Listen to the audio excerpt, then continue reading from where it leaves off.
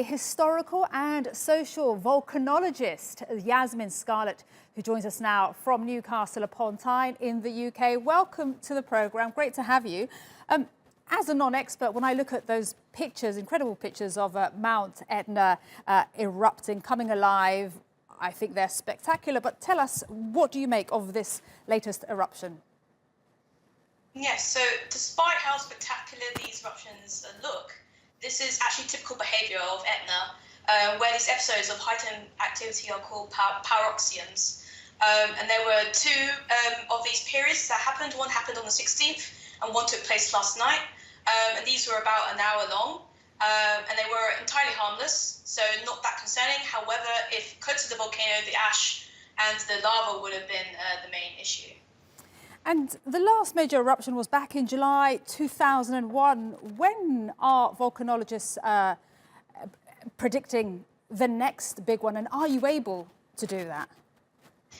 So unfortunately, we're not able to predict precisely when an eruption happens, because volcanology is still a forecasting science, as the science of technology is not that yet advanced enough.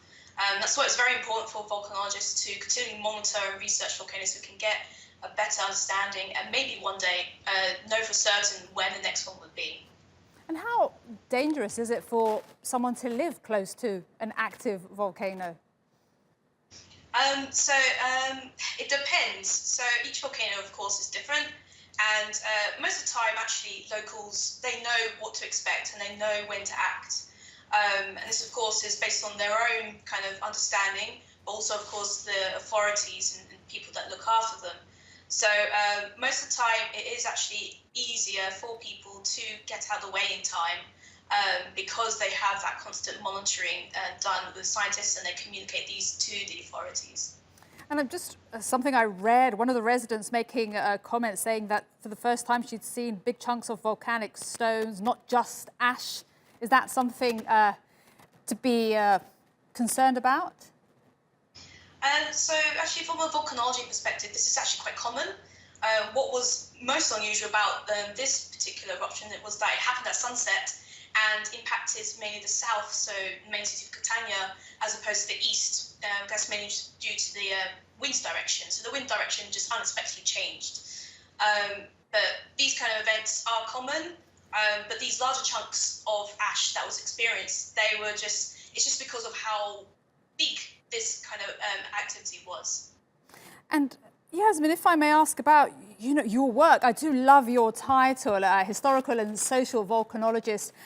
What do you look for? What do you track on a daily basis? Thank you. So I mainly look at how these different types of hazards that volcanoes produce can impact people and their culture, either negatively or positively. And as kind of alluded to in my title, I mainly focus on historical events. And I track mainly volcanoes in the Caribbean and in Europe. And funny enough, Italy is one of my volcanic sites that I look at in terms of historical activity.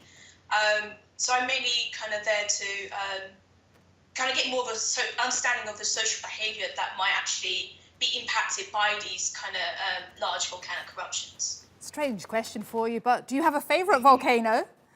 Oh, yes. So my favourite volcano is a volcano in the Caribbean called Jenny, which is an underwater volcano off the coast of Grenada.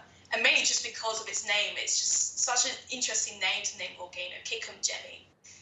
Fantastic. Volcanologist, historical and social volcanologist Jazmin Scarlett joining us there from Newcastle upon Tyne in the UK. Thank you so much. Beautiful images there of Mount Etna erupting.